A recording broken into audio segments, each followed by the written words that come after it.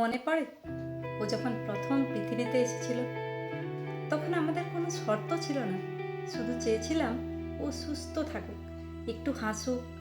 তখন আমাদের ভালোবাসাটা ছিল একদম খাঁটি, আনকন্ডিশনাল লাভ। কিন্তু ও যত বড় হতে লাগলো, আমাদের প্রত্যাশার পাহাড়টাও বড় হলো। টিচার কি বলল, রেজাল্ট কেন খারাপ হলো, কেন অন্যদের মতো নয়, এই কেনগুলোর ভিড়ে আমরা ভুলে গেলাম ও এখনো সেই ছোট্ট মানুষটাই আছে।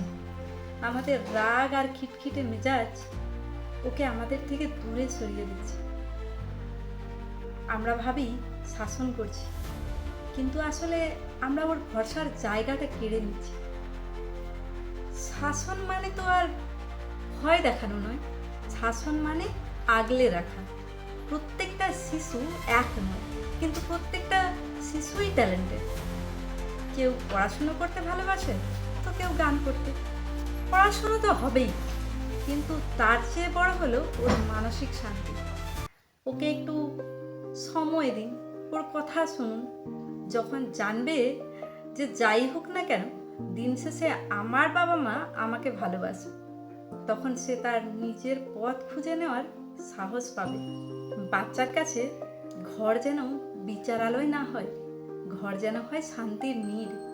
শর্তহীন ভালোবাসাই পারে একটা সুন্দর ভবিষ্যৎ গড়তে।